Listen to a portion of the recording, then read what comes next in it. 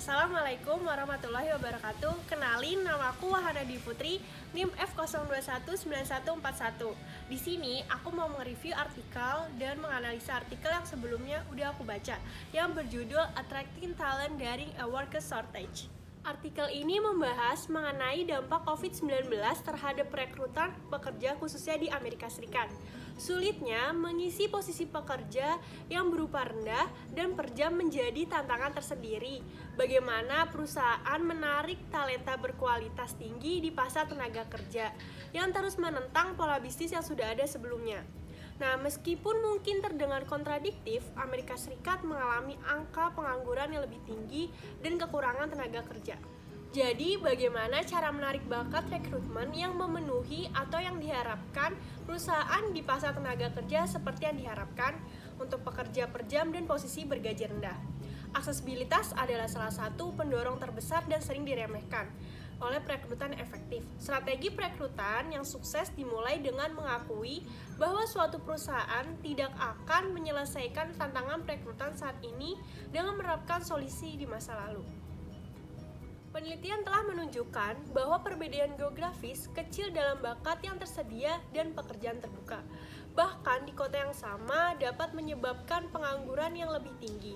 Melihat cara meningkatkan aksesibilitas dan cara lainnya untuk mengurangi waktu perjalanan. Contohnya dengan menyusun 40 jam kerja per minggu. Suatu perusahaan sebagai 4 shift masing-masing 10 jam, alih-alih 5 hari kerja biasa dalam seminggu, akan mengurangi waktu yang dihabiskan pekerja perusahaan untuk berpergian sebesar 20%. Lalu memindahkan waktu mulai shift dari jam sibuk, memperluas rangkaian tempat tinggal rumah yang dapat mencapai perusahaan. Terlebih lagi, pekerja ingin tahu bahwa mereka akan aman ketika mereka kembali bekerja. Strategi selanjutnya yaitu tanggapi COVID-19 dengan serius dan menjelaskan kepada pekerja bagaimana perusahaan akan melindungi pekerja. Salah satu caranya memberitahu pekerja tentang statistik penyebaran COVID-19. Mungkin mengatasi masalah para pekerja. Pengusaha dapat memperoleh kepercayaan dari pekerja mereka dengan terus mengikuti praktik terbaik untuk mengurangi paparan dan meminta pertanggungjawaban diri mereka sendiri untuk mengukur dan mengomunikasikan jumlah COVID di tempat kerja. Perusahaan mungkin juga bermitra dengan penyedia untuk menyelenggarakan pusat pengujian internal dan acara vaksinasi, meningkatkan kepercayaan dalam lingkungan bebas COVID. Terakhir, putus dengan norma pasar dan sadari bahwa tidak ada jalan lain untuk mengatasi kenyataan bahwa perusahaan harus membayar lebih selama kekurangan tenaga kerja dan membuat akomodasi lain seperti berinvestasi dalam penitipan anak untuk menarik orang-orang berbakat bekerja. Contohnya, cenderung menjadi karyawan yang lebih andal dan loyan, namun para wanita terbebani oleh pengasuhan anak. Nah, COVID-19 membuat pekerja perempuan kurang tersedia untuk kesempatan kerja.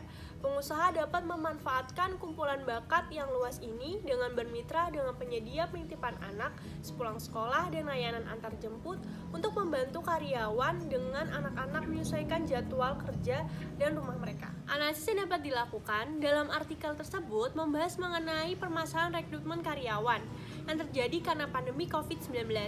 Nah, Amerika Serikat merupakan negara yang sangat terimbas dampaknya. Hingga akhir April 2021, ada lebih dari 9 juta pekerja terbuka di Amerika Serikat. Ini merupakan rekor tertinggi dari sejarah Amerika Serikat.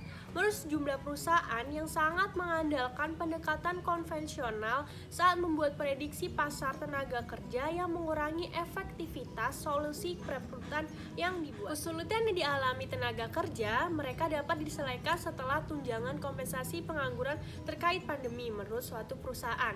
Nah, sedangkan pandemi federal menunjukkan bahwa peningkatan 10% dalam tunjangan pengangguran menyebabkan penurunan 3,6% dalam implikasinya. Poin selanjutnya yaitu berinvestasi dalam keamanan COVID. Semua pekerja takut akan dampak COVID-19 bagi kesehatan mereka dan ragu akan kembali bekerja. Jadi, sebagai perusahaan harus bisa menyertakan rasa aman dalam penyebaran COVID agar rekrutmen tanpa ragu untuk melamar.